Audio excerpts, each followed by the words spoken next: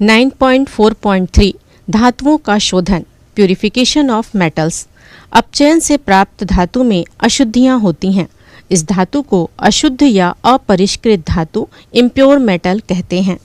धातु को शुद्ध रूप में प्राप्त करने की प्रक्रिया धातु शोधन या धातु परिष्करण कहलाती है। धातु शोधन मुख्यतः दो विधियों द्वारा किया जाता है।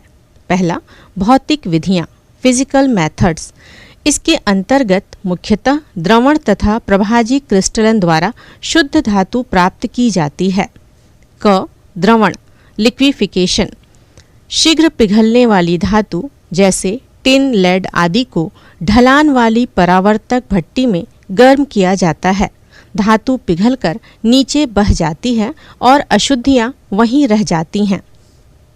ख, जोन शोधन या प्रभाजी क्रिस्टलीकरण, जोन रिफाइनिंग और फ्रैक्शनल क्रिस्टलाइजेशन।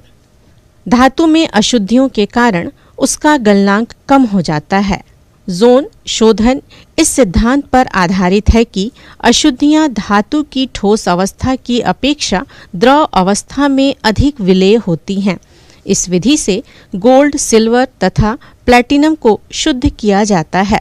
इस विधि में अशुद्ध धातु की छड़ बनाकर उसके एक सिरे को वृत्ताकार ऊष्मक से पिघलने तक गर्म करते हुए धीरे धीरे छड़ के दूसरे सिरे की ओर खिसकाते जाते हैं। ऊष्मक द्वारा धातु का एक भाग पिघल जाता है तथा वह अपने साथ अशुद्धियों को लेते हुए और ठोस होती हुई शुद्ध धातु को पीछे छोड़ते हुए दूसरे सिरे की ओर बढ़ता जाता है।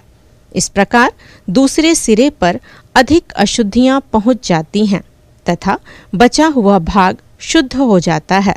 इस प्रक्रिया को बार बार दोहराने से अति शुद्ध धातु प्राप्त होती है। अशुद्धि युक्त दूसरे सिरे को काट कर पृथक कर दिया जाता है। दूसरा, रासायनिक विधियां, केमिकल मेथड्स। कुछ धातुओं का रासायनिक विधियों द्वारा भी शोधन किया जाता है। अधिक शुद्ध धातु प्राप्त करने के लिए विद्युत अपघटन विधि का प्रयोग किया जाता है। अशुद्ध धातु की मोटी छड़ धन इलेक्ट्रोड तथा शुद्ध धातु की पतली छड़ ऋण इलेक्ट्रोड के रूप में प्रयुक्त की जाती है। इसी धातु के लवण के घोल को विद्युत अपघट्य के रूप में प्रयुक्त किया जाता है। जब विद्युत अपघट्य में विद्युत धारा प्रवाहित की जाती है तब विलयन में उपस्थित धन आयन, धातु आयन ऋण इलेक्ट्रोड की ओर जाकर धातु के रूप में अपचयित हो जाते हैं। धन इलेक्ट्रोड से धातु के परमाणु ऑक्सीकृत होकर विलयन में घुलते जाते हैं। विलयन में घुलने के बाद यह आयन भी कैथोड की ओर चले जाते हैं। एनोड में धातु के साथ मिली हुई अशुद्धियां प्रायः अघुलनशील होती हैं। जैसे जैसे एनोड से धातु के परमाणु विलयन में प्रवेश करते हैं वैसे वैसे एनोड का पदार्थ कम होता जाता है तथा अशुद्धियां एनोड के नीचे तल पर एकत्रित हो जाती हैं, जिसे एनोड पंक या कीचड़, एनोड मड कहते हैं। चित्र 7। इस विधि का प्रयोग क्रोमियम, निकेल, कॉपर, जिंक आदि धातुओं के शोधन हेतु किया जाता है। क्रियाकलाप 4। तांबे की दो अलग अलग मोटाई के तार लीजिए। दोनों तारों पर यदि कोई परत हो तो उसे रेगमाल पेपर से रगड़कर साफ कर लीजिए।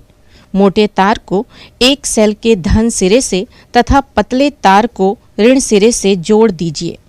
दोनों तारों को कॉपर सल्फेट के विलयन में डुबोकर रख दीजिए।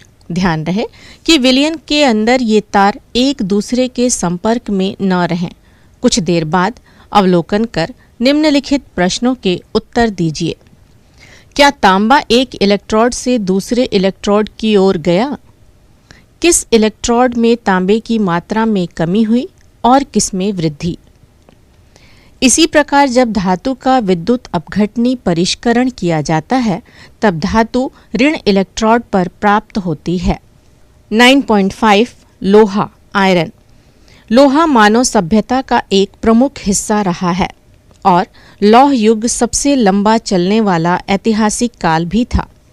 लोहा एक सक्रिय धातु है तथा यह प्रकृति में अन्य तत्वों के साथ संयुक्त अवस्था में पाया जाता है। लोहे के प्रमुख अयस्क हैं haematite Fe2O3, magnetite Fe3O4, siderite FeCO3, iron pyrite FeS2 इत्यादि।